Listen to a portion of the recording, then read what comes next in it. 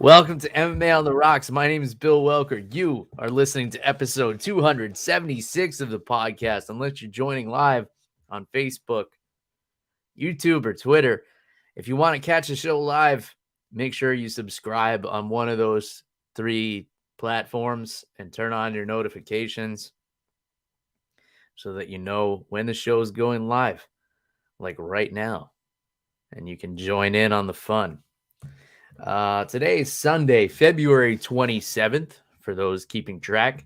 1 day removed from UFC Fight Night 202 or UFC Vegas 49, depending on how you're keeping track. If you're keeping track, and if you aren't, you are now. Let me introduce my guest co-host from parts unknown, somewhere up north. He's the main ingredient. Great name for a lobster roll food truck. Mr. Arthur Vandelay. Art, how are you feeling on this Sunday evening, my friend? Bill, I feel phenomenal. All right, it's been a rough week at work, designing all this stuff, designing mansions. Bill, I just finished Tom Brady's retirement home. The designs on that, the blueprints. But Bill, fill me in. Fill me in on your week. I need a damage report. Yeah, things are going pretty smoothly. Had a fun weekend. Took the ladies to a local park yesterday. We rented kayaks and kayaked out to a little private beach in Oldsmar. So that was a good time. And then today, dropped the kiddo off at my in-laws and had a little day lunch date with the wife in Tampa. Went to a nice, like kind of a modern Italian kind of spot. Little pizza, little margaritas. This was a good time. But yeah, I suppose we should somewhat address the global issues that are going on right now. Ukraine being invaded by Russia. I by no means want to turn this into a political podcast or give you guys my unsolicited opinions on what's going on, because these things go down and then all of a sudden everybody on social media and everywhere else turns into a global politics expert and start giving their breakdowns and conspiracy theories and explanations. And all I want to do is put out some positive vibes for the people of the Ukraine. I hope they see this thing through with minimal damage and it gets sorted out amicably before any large scale wars have to take place. I know they're fighting their asses off over there. One of my first Muay Thai coaches is from the Ukraine. He still owns a gym out there, Bogdan Moroz. If you want to Google a real badass, Google Bogdan. And if there are more people like him in the Ukraine, then Russia should be worried about them fighting back, because this guy is built different than any human being I've met in my life, I think. K1 world champion. And when he won the world championship, he broke, I think, both of his feet and then knocked out the dude with his elbow. So it was, and he tells the story so casually. He's like, I throw left kick, I break my foot. So I throw right kick, I break that foot too. So I throw elbow and knockout. Such a bad motherfucker. Shout out to Bogdan. And yeah, man, I just hope everyone over there is doing as well as possible, and everybody's able to get through this thing. So positive vibes. If you guys can find reputable sources that are raising money and you have the means to send some money over there, I know they're in need of some resources. So, that sort of thing helps a lot more than yelling at people on the internet. That's just my 2 cents. So Go and find yourself a reputable charity that's raising money to get materials over there. I know my buddy Bogdan said that they're in need of sleeping bags and things of that nature. So maybe latch on to a reputable charity that's putting those materials together for the people of the Ukraine. And I'll leave it at that. I'm not going to give you guys my political opinions or anything like that, because I'm not an expert in politics. I'm an expert in two things, and that's fighting and drinking. And I try to stick to those things, but wanted to send those positive vibes out there to the good people of the Ukraine. Any thoughts on this situation here, Art? Yeah, Bill, it's a terrible situation for any country to go through. So I'm really hoping that excuse me, that things are resolved quickly, Bill, and me, I'm I don't enjoy confrontation, Bill. So I really hope this is resolved as quickly and as amicably as possible with the least amount of collateral damage. Because from the news reports, things are looking pretty bad. So I really hope that things improve sooner rather than later. Yeah. I just wish overall positivity. Like, there's a lot of stuff out there that's not helping anything. If this leader were different or that leader were different, and it's like, well, this is the situation we're in. What can you do to help move things forward? We don't need to think about, how things would have been different under different leadership here or there. That's just noise. We need to figure out how to settle this thing and make it go smoothly. So, to throw some money if you have the means to a charity, or just, send some positive vibes. If you know people with family in the Ukraine, reach out, make sure they're doing okay. All right. All that being said, Art, let's talk about some fights. So obviously everybody in the MMA world, I didn't see anyone in any of my feeds that was rooting against Bobby in this main event here against Islam Makhachev. Bobby Green is just, he's as game as they come, and that's how you win the respect of MMA fans. And it may have been a lot of bandwagon people that were supporting him, but it's still support that a fighter like Bobby Green deserves, for putting in the work that he has over his career, and for stepping up and fighting a guy that likely a lot of people said no to, especially, last minute. It seemed like it would have been a pretty easy fight to get if you wanted it. But they had to go down the list quite a ways to number 20. And it was Bobby Green, who was just screaming 2 weeks ago about wanting to be in his first main event. And now he's done it. And he was able to generate a lot of hype. So even though it was a pretty one-sided loss, I think it will still do his career some good, for stepping up. Like, the UFC tends to not forget favors like this. So in all of this and situations concerning Russia aside, Islam has become kind of the bad guy in this situation by doing nothing other than being a dominant fighter. Now, say what you want about him in his personal life. I know he's said some derogatory things about women and, some cultural misunderstandings that happen there. But I mean, the biggest criticism that people seem to use is that he's boring. The guy has now finished 4 fights in a row. There's a lot of people trying to discredit him now, even saying like, well, he hasn't beaten a top 5 guy, so he really doesn't deserve the title shot. It's like, well, who else is he going to fight? There's nobody that wants to fight this guy unless there's, something bigger on the line. This guy is a monster. He's a machine. He's like Khabib 2.0. He's, maybe he's not, he hasn't fought the highest level competition yet, but, neither did Khabib. And the difference is Islam is finishing fights and finishing them impressively. But give me your thoughts here on this main event, Art. Bill, listen, people can say all they want about Islam Makhachev, whether it's, him being a bad guy, whatever. But the fact of the matter is, he did to Bobby Green what everybody thought would happen to Bobby Green. Mm-hmm.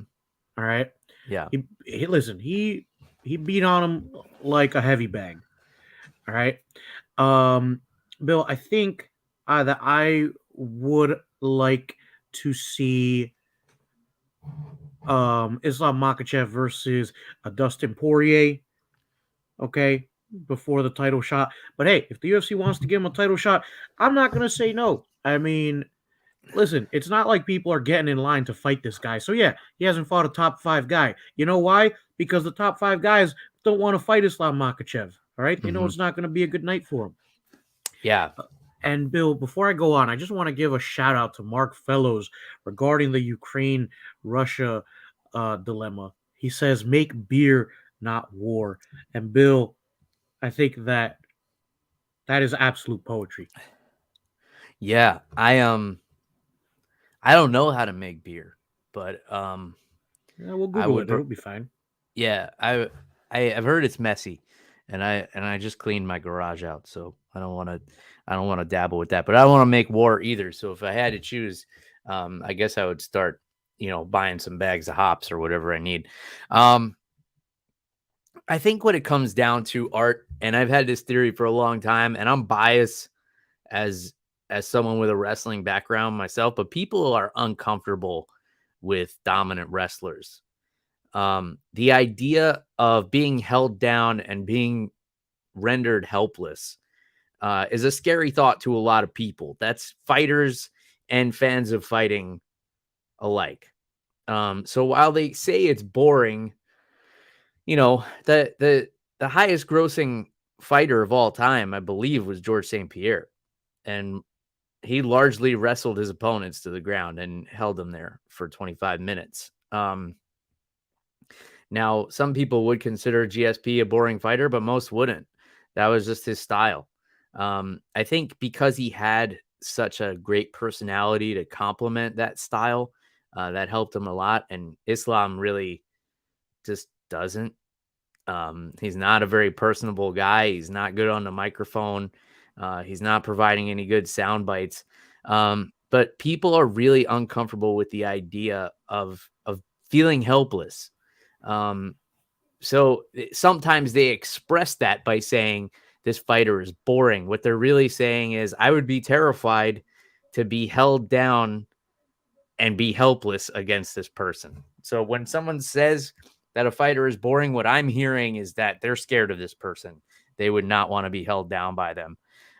So then, and everybody loves an underdog story. So the idea of Bobby Green coming in on short notice and knocking out Islam Makhachev is like a fairy tale. But life is not a fairy tale, Art, as you well know. I'm sure you've had your trials and tribulations in the world of architecture and other endeavors. So you know that the world is not about that happily ever after ending. Sometimes it's about a badass Dagestani smashing your face in, and and there's nothing you could do about it, or him smashing your favorite fighter and there's nothing you could do about it. So that's, I don't know, that's what I have to say about that. Yeah, Bill, and I think one of the issues that people take with Islam Makhachev is, like you said, he's not really approachable. He doesn't really have a personality. He's kind of just there to do what he's got to do and then leave. Mm-hmm. But Bill, to be honest with you, that's my favorite thing about this guy. He reminds me of, and I don't mean for this to sound stereotypical because it's not. He just reminds me of Ivan Drago from Rocky 4. Just super dry, straight to the point. All right. And listen, he's there to hurt people. All right. Yeah. And it just like the calling his style boring thing is like, man, that's a tough sell now. Like, he almost ripped Dan Hooker's arm off. He just like jumped right into mount on Bobby Green and just punched his brains until the ref had to step in. The dude is a beast. Say what you will about him. If you want to tell me you don't like him, because of his stance on women or politics or anything like that, I would sooner entertain those arguments than he has a boring style. I just don't like his style is effective. And the catch weight thing was kind of an indicator for me because here, obviously it was meant to benefit Bobby Green, but allowing Makhachev to come in heavier is actually a benefit for him because being heavier is always gonna benefit the grappler more so than the boxer. But Bobby Green did just cut weight a few weeks ago. He said he was somewhere up around 190 pounds, so 155 would have been too drastic of a cut to do that soon. Fair enough, take the catch weight, but realize you're giving those 5 pounds to Makhachev, and that's 5 more pounds that's going to be on top of you when shit hits the fan, so to speak. Yeah,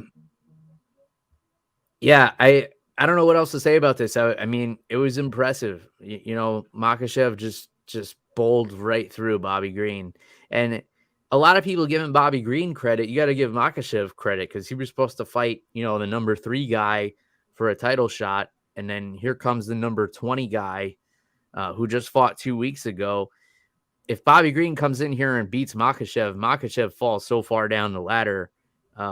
He had way more to lose in this one.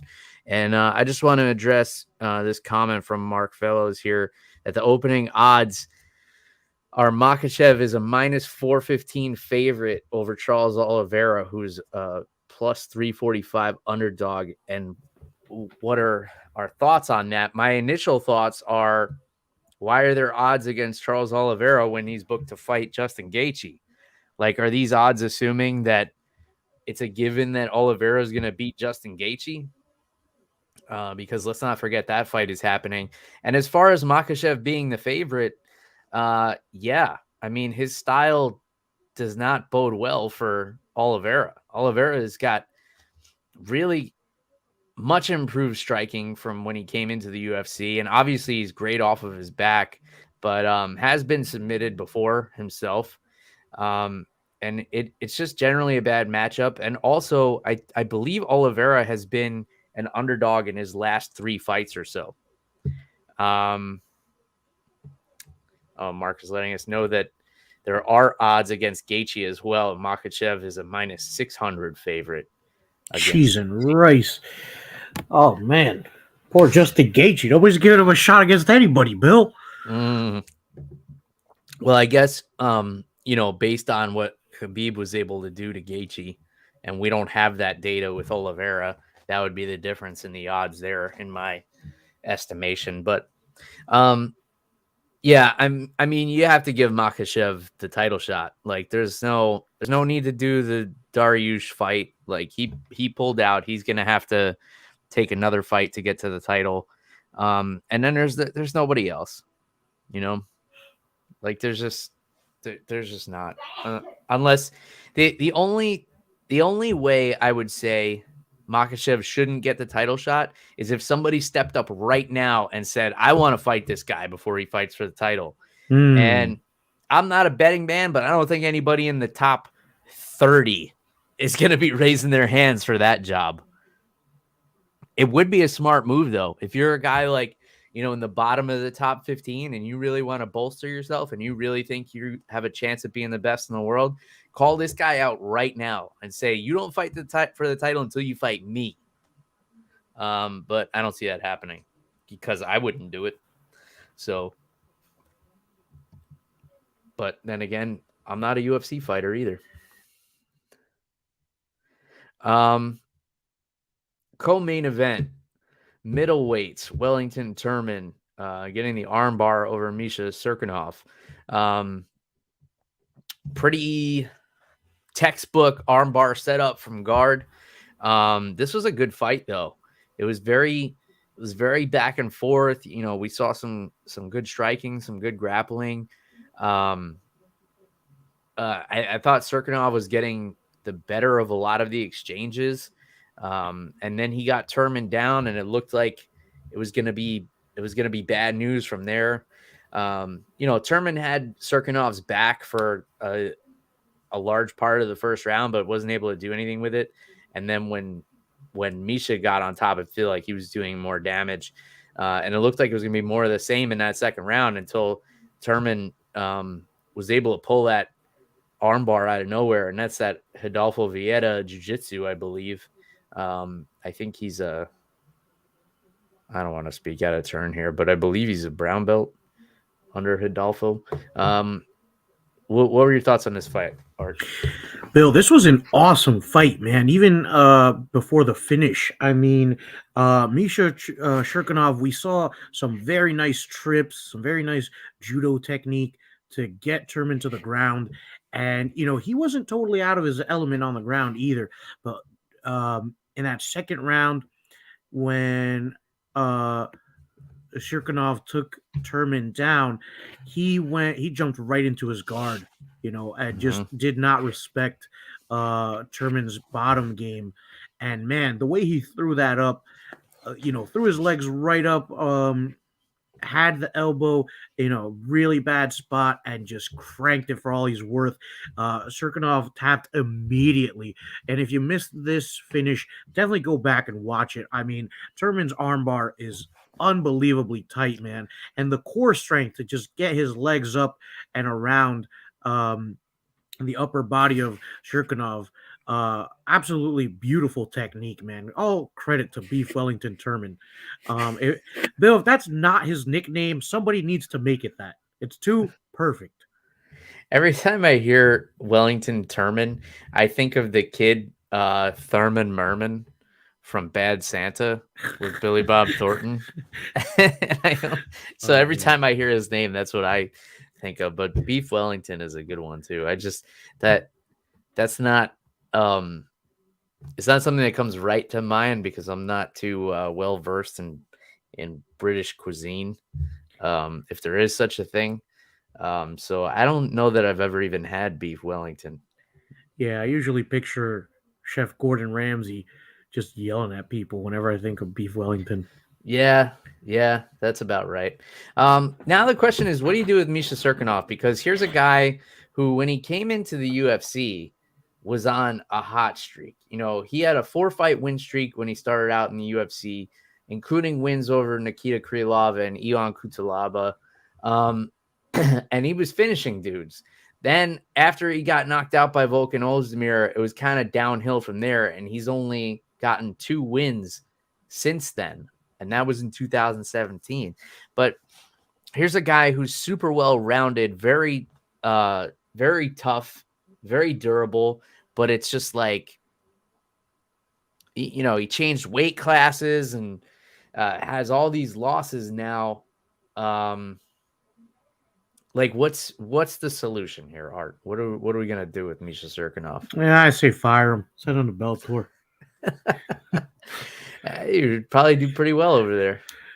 Well, yeah, he's only won one of his last 5 fights. If he were in Bellator, it'd be like 4-1. That's true. And he'd be at heavyweight. Yep. He's 35, so he's almost reaching the point where he could be a Bellator heavyweight. 5-6 more years, and he'll be right in there. All right. One of the most exciting fights on the card, Priscilla Casuera against Ji Yeon Kim. I don't necessarily agree with the decision, but what a finish to this fight where Cachoeira was all bloodied up and, you know, she was swinging and missing a lot of the time against Ji Yeon Kim, except in that third round when she was able to close the distance and start throwing those elbows from in close. I'm so annoyed with Sherdog right now because I keep adjusting the size of the screen and they keep throwing in pop-up ads like that are different shapes based on the size of the. Fuck you, Sherdog. Stop using you. Sherdog's been my go-to for the fight cards like since Sherdog was the thing, but it's really distracting right now. Look, they're showing ads for football. There's no football right now. So what are you doing? You're wasting your ad money here. Anyway, Cachoeira, once she got in close and started landing those elbows and just bloodied Ji Yeon Kim up, I hate to say it was beautiful, but it was beautiful art. I mean, it was art in motion in the third round of this fight. The fact that she was so beat up that every attack, it seemed like she was falling short. She wasn't able to close the distance enough to land those big shots. And then all of a sudden she was in there with those elbows cutting her open. It was super impressive. I thought Ji Yeon Kim had won the first 2 rounds. As did I, yeah. But at the same time, I could understand that the judges were looking at Ji Yeon Kim backing up a lot. And even though she was making Cachoeira miss, that's something that a trained eye picks up on, and maybe not necessarily someone who has been like a boxing commission judge or whatever, is not used to seeing people fight in 4-ounce gloves or whatever. They're seeing Cachoeira as the more aggressive fighter and thinking like, oh, she's winning. Completely ignoring like the blood rings around her eyes. Like it looked like she was wearing war paint by the end of the fight. But yeah, I mean, she almost finished Ji Yeon Kim in that third round. I just thought it was an impressive fight by both ladies. I wouldn't mind if they ran this one back, since the decision was somewhat controversial. But give me your thoughts, Art. Yeah, Bill, I'll be honest with you. I was very surprised that they gave this fight to Cachoeira. I thought that at most it could have been a draw. You know, I could entertain the idea of a draw. I felt like same as you, Ji Yeon Kim. I felt like she won the first 2 rounds. I would have given that round 10-8, maybe even 10-7 to Cachoeira, because Ji Yeon Kim was a mess at the end of that third round. You know, she got pulverized, tenderized. All right. Mm-hmm. So, you know, I felt like it was a draw. Was very, very surprised that they gave the win to Cachoeira. But, you know, listening to how you put it with Ji Yeon Kim backing up a little bit more, I guess I could see why maybe it's not a robbery. But Bill, I'm with you 100%, man. No matter what the decision was for this one, I would love to see these two run it back someday.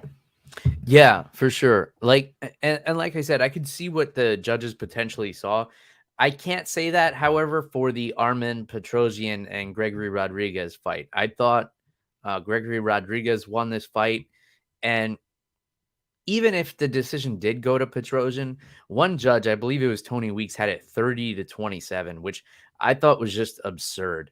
When this one was done, I thought the decision was easily going to Rodrigues. And when they called that 30-27, I was like, oh yeah, Rodrigues has this.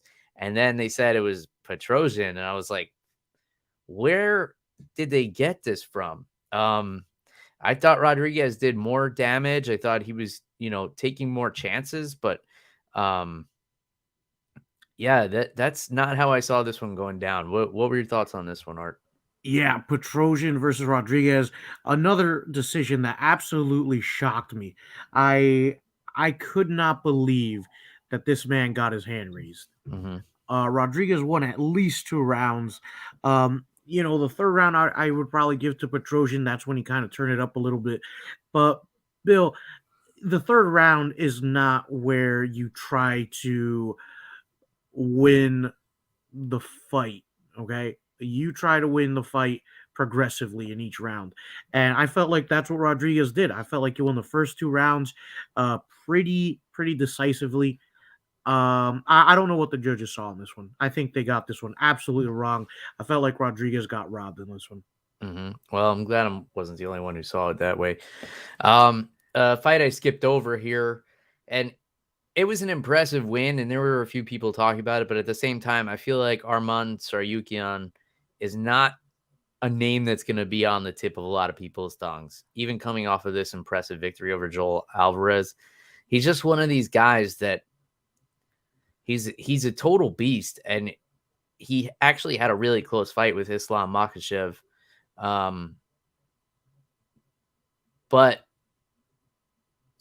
for whatever reason, I feel like he's just not memorable with the casual fans, and that's going to hurt him as he starts to climb the ladder, because he starts to be a really tough fight that it's not a benefit if you're going to fight him to move up the ladder. Like, you're not going to gain a whole lot of clout by beating this guy because he's not, buzzworthy. But at the same time, one of the toughest lightweights on the planet, bar none. Give me your thoughts, Art. Yeah, Bill. I'm just gonna talk about the fight itself. Bill, this was a bloodbath, man. Early in the first round, Tsarukyan gets this really good takedown, and he's just wailing on Joel Alvarez, right? And dropping some vicious elbows. He actually cut Alvarez right in between the eyes, like in the nose, but right in between the eyes. So the blood was going into Alvarez's eyes. Bill, this was a terrible stoppage from Chris Tognoni. Bill, this was the first UFC fight that actually made me cringe because of just how much blood was coming out of Joel Alvarez, man. And it was getting all into his eyes. You could tell he could not see anything that was being thrown at him. This was the first time. It was like watching an animal get slaughtered. All right. This was the first UFC fight that made me say, it was the first one that made me want to look away. And I've seen leg breaks and Tyron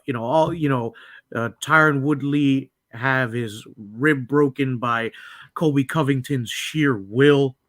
Okay. And this was it was pretty gory, man. I was not happy. I felt like Chris Tognoni, I feel like he did a bad job. In between rounds, he should have had a doctor come in and check Joel Alvarez, which he did not. And I felt like Joel Alvarez took a lot more damage than was necessary in this fight. Yeah, it was a pretty savage beating by Tsarukyan. But at the same time is one I didn't see a whole lot of people talking about after the fact, which is a problem, because if you're on the same card in the same weight class as the guy that's about to fight for the title, you got to sell yourself a little bit more somehow, because what's the motivation for anybody to want to fight you? You're a killer. There's a good chance they're going to get beat by you. But if they do beat you, it doesn't boost them all that much, because if you're a UFC lightweight and you're like, I just beat Arman Tsarukyan, the average fan is going to be like, who? And that's the only issue I see with that guy. But the UFC could do their part and like throw him a co-main event on a fight night or something, and show his highlight reel a little bit or something. But I don't see that happening. Ignacio Bahamondes submits Zhu Rong in the third round. What'd you think of this one, Art? Bill, things went Zhu wrong, but they went Zhu right for Ignacio Bahamondes. He's a good striker, Bill, and Zhu Rong was going for the takedowns and stuff. Bahamondes was a few of them, and then when Bahamondes did get taken down, he swept Rong easily, and that choke, they're calling it a Bravo choke on Sherdog. It looked more like a modified guillotine to me, but I'm not an expert. But yeah, man, Bahamondes just went in there and took care of business. Really good fight from both of these guys. And Bill, nothing was more wrong than Zhu Rong's hair. Except his shorts falling down in between whatever rounds that was. Bill, that didn't bother me as much as the hair. Maybe they gave him the wrong size shorts. Yeah, there's very possible. All right, moving on. Let's see. Josiane Nunes, unanimous decision over Ramona Pascual. Anything on that? I got nothing for you, Bill. I unfortunately missed most of the prelims. I did not realize what time this card started. Yeah, it's too early. It was 4 p.m. Eastern time. I had to go back and watch these actually. I'll tell you, I was impressed with Terence McKinney. Usually, I think his last 4 fights have all been first round knockouts, like within the first minute. This was the first time in a while he's gone into the second minute of the first round, and he submits Petrosyan. It was a little clumsy how they wound up on the ground.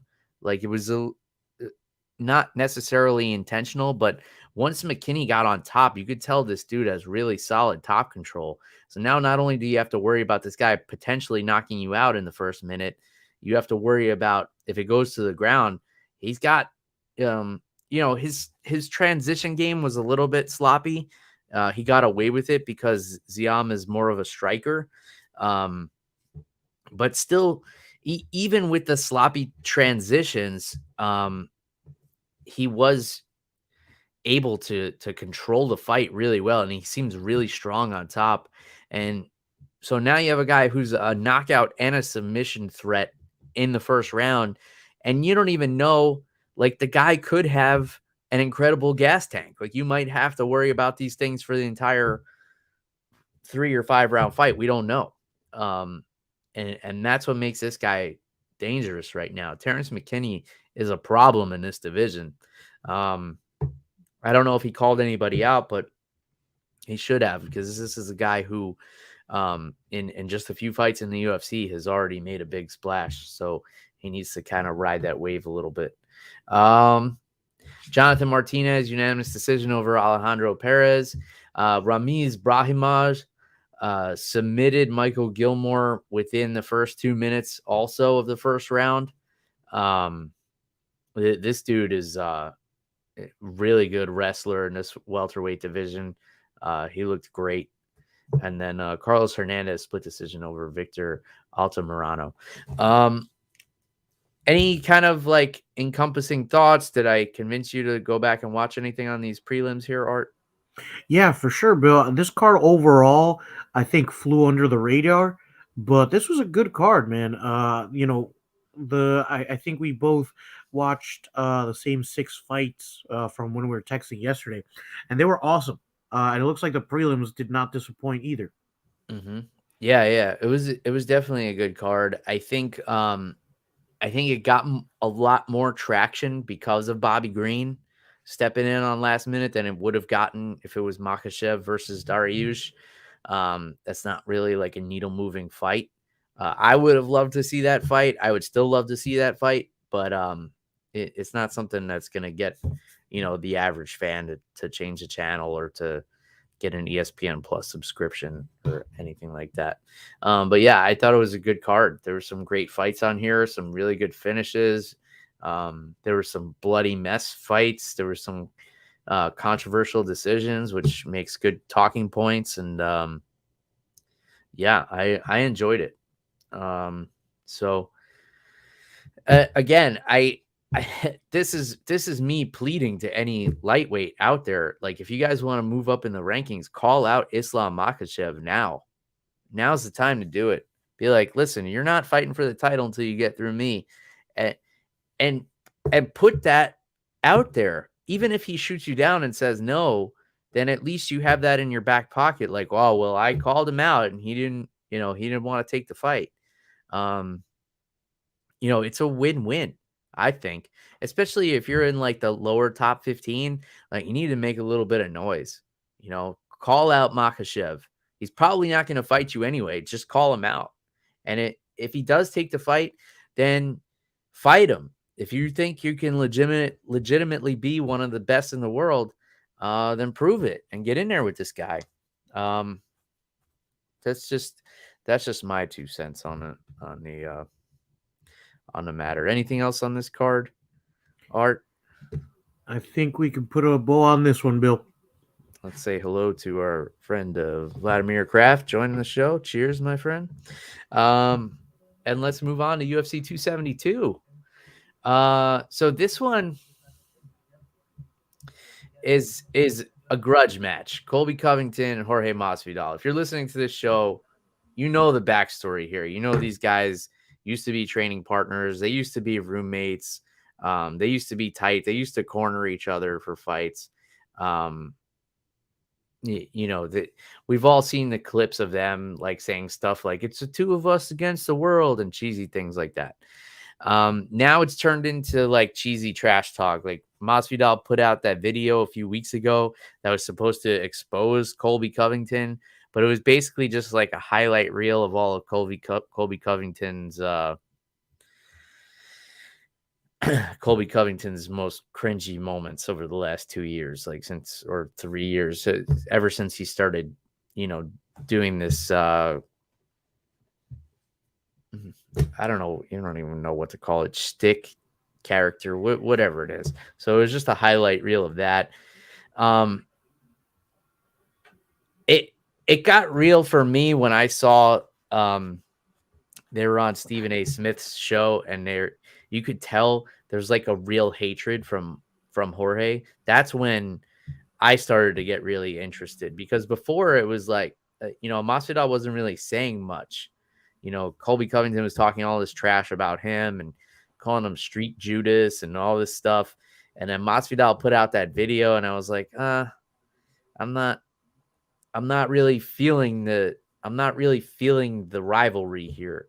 But when I saw how mad Masvidal was getting when he was on the interview call on Stephen A. Smith's show and talking about how Colby didn't pay one of his coaches one time, so Masvidal footed the bill, and Colby never offered to pay him back, and how he's such a piece of shit. I'm like, all right, now I see where this is personal.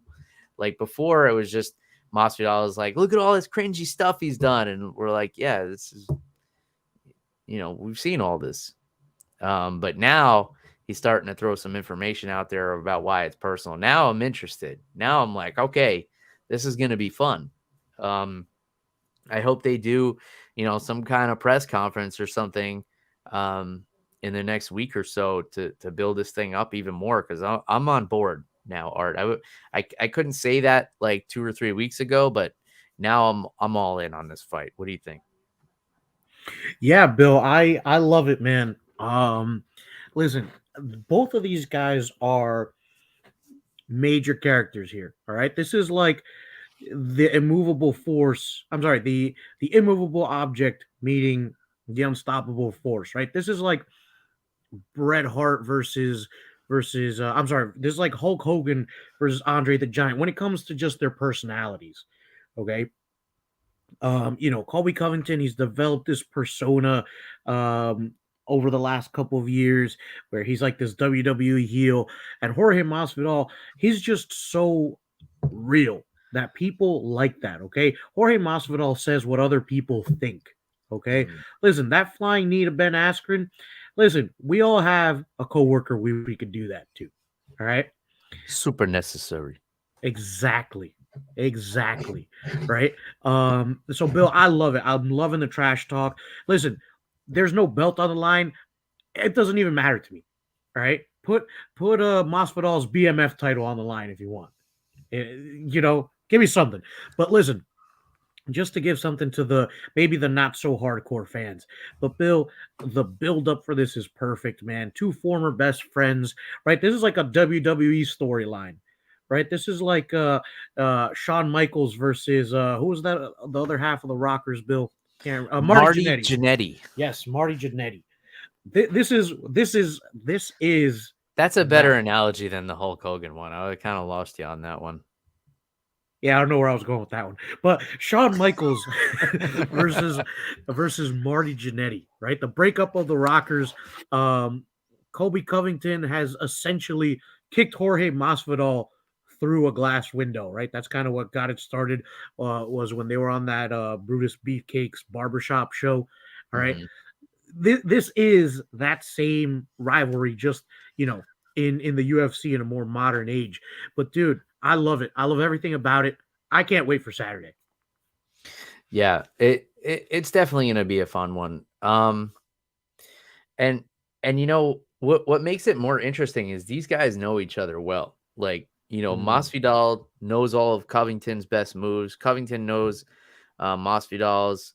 Granted, they've both evolved a little bit, but at the age these two are at, it's not like they're learning a ton of new things that they're adding to their game. Like they're still going to come in with the same habits they had when they've last sparred each other. So they both pretty much know what to expect. And that makes it fun too, because they know who got the better of who in what situations in the gym. And yet they're both still willing to take this fight. So that says something. The way I heard Chael Sonnen break it down, I mean, you guys know that I mark out for Chael Sonnen's gimmick and listen to his podcast regularly. But what he said was the only difference is that when they were going with striking, you're not going 100% in the gym. So Masvidal was holding back. And when you're grappling, you are going 100%. So if Colby was getting the better of the grappling, he was going 100%. And if Jorge was getting the better of the striking, he wasn't even going 100%. So that's going to be the X factor there. Yeah, I mean the pace of Colby Covington and the wrestling, you would think that he'd be able to hold Masvidal down for 25 minutes if he wants to, but Masvidal is a lot smarter than people give him credit for. He comes in with a game plan, and he's learned how to strategize later in his career, which has led him to a lot of success. And the guy can crack. I believe he was still a 155-pounder the last time these two trained together.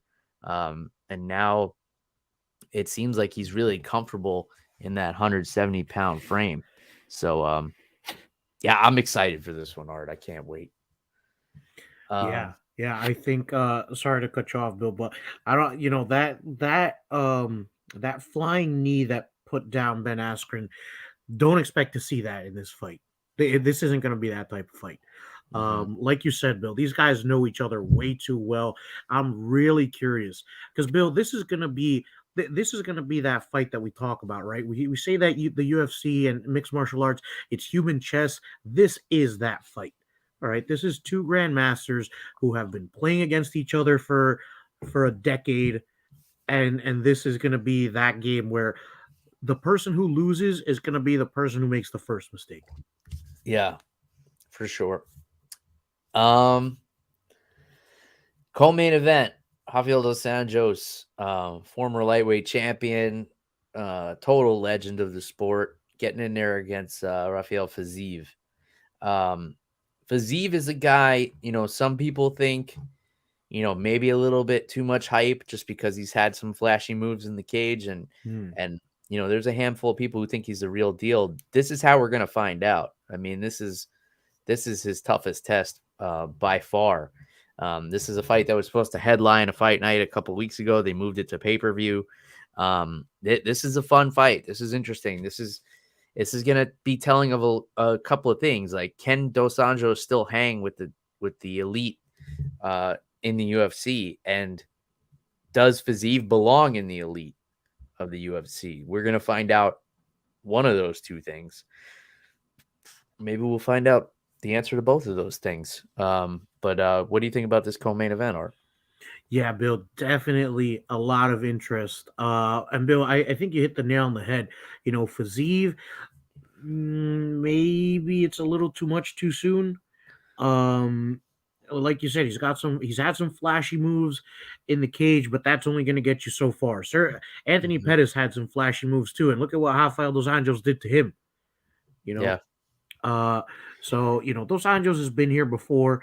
He's had some injuries over the years. So we'll see. We'll see if Dos Anjos can still hang. I mean, he's getting up there in years. He's got to be in his mid to late 30s at this point. But Bill, I'm excited for this one. Yeah, and the thing with Dos Anjos is you're not going to be able to do anything in there that he's never seen before. Yeah. Like, this guy been there, done that. He's been the champ. You're not going to be able to throw him off. He does, and Mark just let us know that he's 37. So yeah, way over the hill, much like myself. But he can move to heavyweight Bellator in 6 or 7 years. Yeah, he's a guy who wins fights with the basics. You know, he doesn't do anything flashy, he doesn't do anything complex. It's, you know, ones and twos and low kicks and basic takedowns and old school Brazilian jiu-jitsu top pressure, and that's it. But that's all he needs. That gets the job done against 9 out of 10 opponents. Edson Barboza and Bryce Mitchell. So the undefeated Bryce Mitchell coming in there. I've seen some buzzes that this fight, for whatever reason, is personal for Barboza. I don't know the history there. Bryce Mitchell, I could see him rubbing people the wrong way. Just hearing clips of interviews he's done recently, the guy's got a screw loose or two.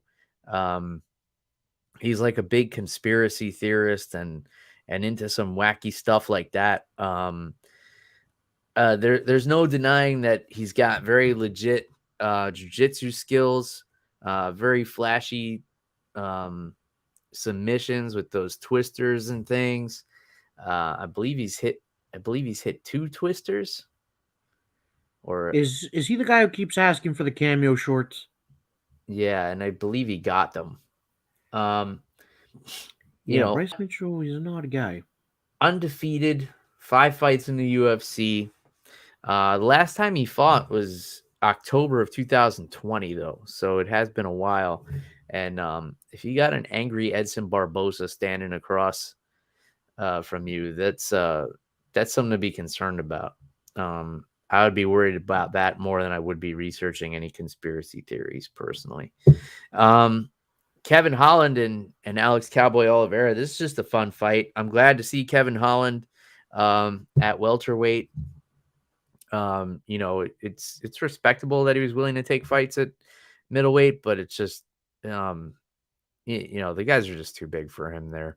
I mean, he was able to take care of Cachoeira, at the end of his career, but after seeing what Derek Brunson did to him, I don't need to see Kevin Holland at middleweight anymore. I think welterweight is a good weight class for him. Maybe every now and then if there's like a grudge match, like if him and Chimaev want to get it on at middleweight, like fine. But for the most part, I think welterweight is the place for him. This will be a tough test for him in Cowboy Oliveira. He's a guy who's good everywhere. Another grizzled veteran who's been there, done that, seen it all, but on a 3-fight losing streak. So give me your thoughts on this one, Art. Yeah, Bill, definitely going to be a tough test for Kevin Holland, man. Just because he's going down in weight doesn't mean that that it's going to be easy for him. Excuse me. But yeah, Cowboy Oliveira, a really tough test at 175 here. I'm sorry, 170. I don't think that's a fun way to open up your welterweight career. But Kevin Holland, he's well rounded as well. He's a really tough, durable fighter. So this is going to be a really exciting fight. This looks like a fun one. And it's been a while since we've seen Cowboy Oliveira as well. So this will be fun. Yeah, it has been. But coming off of 3 losses, and he's got like 29 kids to feed, so he's gonna be looking for some bonus cash in this one. So Kevin Holland's gonna have to be on top of his game. Let's see. Jalen Turner, who we haven't seen in a while, getting in there with Jamie Malarkey. That's a fun fight. I'm just gonna kind of go over the rest of the card here, Art, and tell me what stands out to you. Where was I? Marina Rodriguez and Xiaonan Yan. Nikolai Negamorano against Kennedy and Zechiku. That's actually a really fun fight too. Marina Moroz and Maria Agapova. Brian Kelleher against Umar Nurmagomedov. Tim Elliott and Tagir Ulambekov. Devontae Smith and Ludovic Klein. Dustin Jacoby and Michael Olazanchik. It's actually a really fun card. Like these are all great fights. I'm looking at this Brian Kelleher Umar Nurmagomedov fight. That should be a fun one. Brian Kelleher is a bad dude, and also the Nikolai Negamorano fight against Kennedy and Zechiku. That should be a fun one too. But what's popping off the card to you here, Art? Bill, I like Marina Rodriguez versus Zhao and Yan. That looks really good. Mm-hmm. And if you could scroll down just a little bit, Bill, I'm liking Devontae Smith versus Ludovic Klein as well. But Bill, I gotta agree with you, man. This whole card looks really good. I want to watch all these fights, man. Yeah, this first fight, Dustin Jacoby and Michael Olajanchik, that's a fun fight. Like for, the first fight of the night, and you have these two light heavyweight bangers coming out there, that's gonna be a great way to set the tone. And then Umar is the non-related Nurmagomedov, I believe. Yeah. Right? And I believe so. And he's the striker. I'm trying to load his record here. Is he more of a striker? No. Mostly decisions and submissions here. I know there's another Nurmagomedov who's more of a striker, but no relation to Khabib. Am I right? I believe you're correct on that. Bill, the Nurmagomedov you might be thinking of, I forget if he fights in the PFL. Maybe at Bellator. Yeah, or Bellator. But yeah, Bill, I'm also liking this Tim Elliott fight versus Tagir Ulanbekov, man. Tim Elliott's a seasoned veteran, and Tagir Ulanbekov only has one loss on his record, so that's going to be a tough test for him too. Mm-hmm. I'm gonna go with the Jacoby Olajanchik fight as my sleeper pick. I feel like this is the one you should keep an eye on. Like Dustin Jacoby is a tough dude. Yeah, he had that split draw with Ion Cutelaba. He's got a handful of knockouts in the UFC. And then Olajanchik, I don't think that dude's ever been in a boring fight. He's just a fun guy to watch. I just want to pull up real quick what his record looks like recently, as I can show off how blazingly fast my internet is. All right, 2-fight win streak for Olajanchik. It doesn't even make sense to me. Like his only losses recently were to Jimmy Crute and Ovince St. Preux. No shame there. Absolutely not. And then he put together 2 wins since then, coming off a TKO win against Shamil Gamzatov in his last fight. I don't really understand why this is the first fight on the card, to be honest. So yeah, I'll give this one a little bit of shine. I'm saying don't miss just Dustin Jacoby and Michael Olajanchik. I think this is definitely the sleeper pick of this card. Well, Bill, for me, I think my sleeper pick, I got to give it to Kennedy in Zechiku and Nikolai Negamoranu, which I think would have been your sleeper pick if it wasn't for that opener. But yeah, man, this card is looking pretty stacked, Bill. I'm not. This is a good way to spend a Saturday night, I think. Yeah, I'm really liking this Jalen Turner Jamie Malarkey fight too. Now that I'm thinking about the fact that Jalen Turner is like 6'3" and now he's moved down to lightweight. Did he go up to welterweight for a little while? I can't remember. Didn't he fight at I know 145 for a bit? No. I know he fought Matt Frivola. That was at lightweight, but I feel like he moved up to welterweight for a little while and was doing 6'3" and 155 pounds. My goodness. Jeez, he probably doesn't eat carbs like ever. Yeah, he just had a straight like celery diet for the last 3 weeks. Probably. Just wakes up in the morning, has a celery juice, and then like 5 stalks of celery for lunch, and like a head of iceberg lettuce for dinner.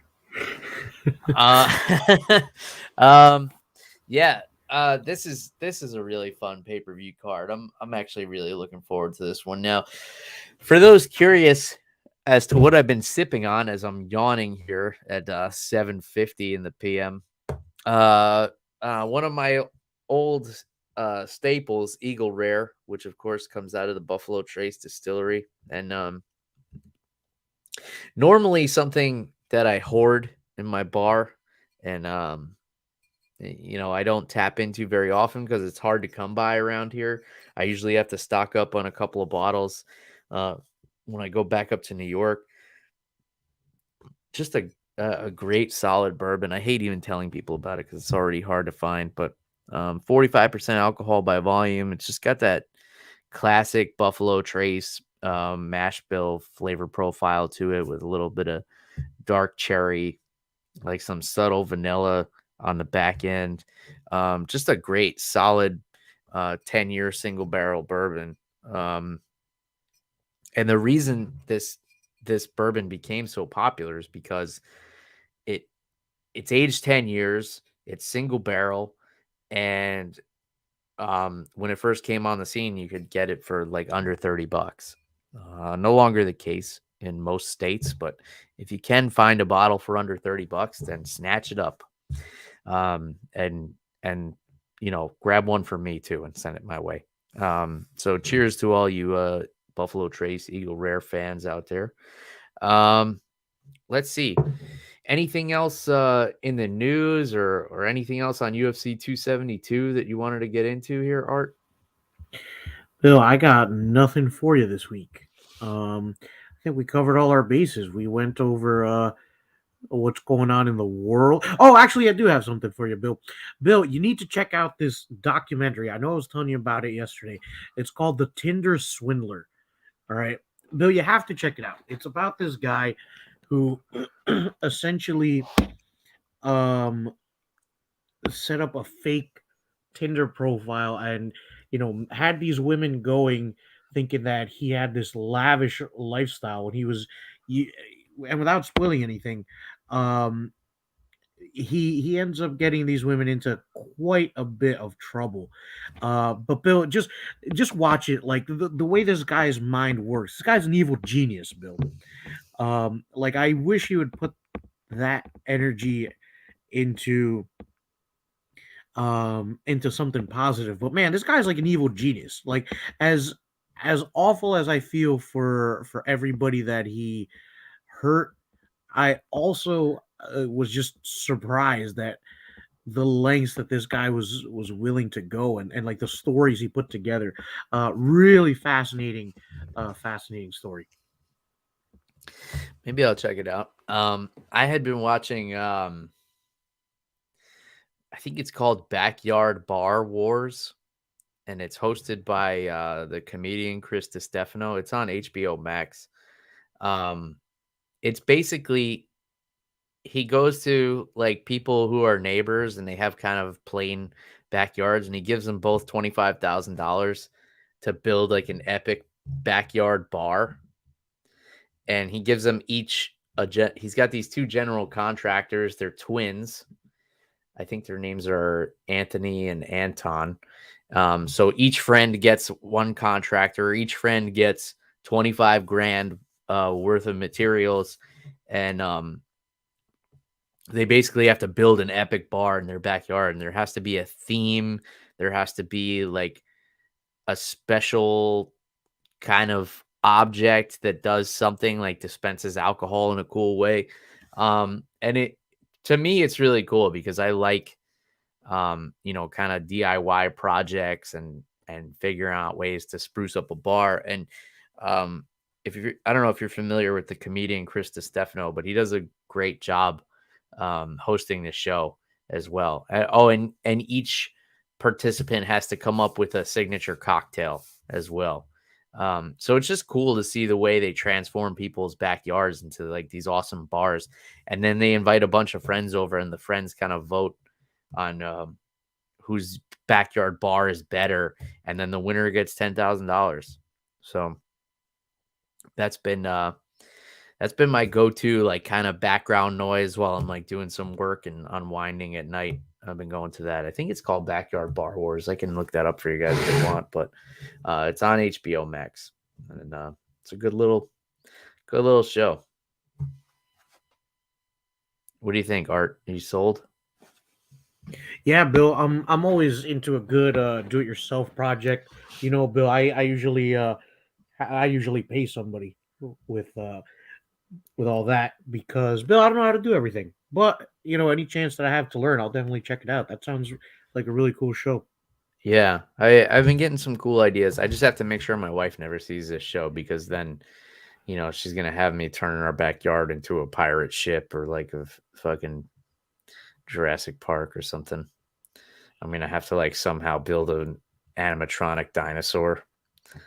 I don't know. Yeah, out There's of no paper end. clips and chewing gum. Yeah, pretty much. There's no end to the amount of projects and renovations in my future. Um, yeah, so I guess that's that.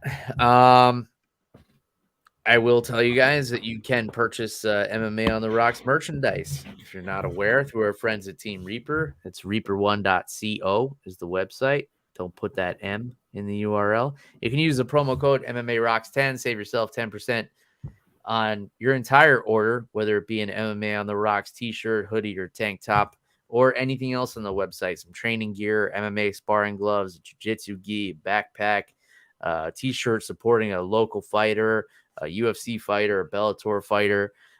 They got all kinds of great stuff on there, and you can use the promo code MMA Rocks 10 on anything on their website. So go ahead and do that. As always, I'll put the links in the show notes. If you want to get a hold of me, you guys know how to do so. It's at MMA on the Rocks everywhere on social media. And if you guys want to get a hold of Art, you can't. Because, he's a man of mystery. So there's no way to get a hold of him other than right here on MMA on the Rocks. You can send me a message and I can pass it along to him. But it's even hard for me to get in touch with this man because he's so busy with his architectural endeavors and everything else that he does. So we're just so grateful that he takes the time out of his busy schedule to come chat a little bit of violence with us here each week. And that's all we got. So until next time, cheers, everybody. Goodbye.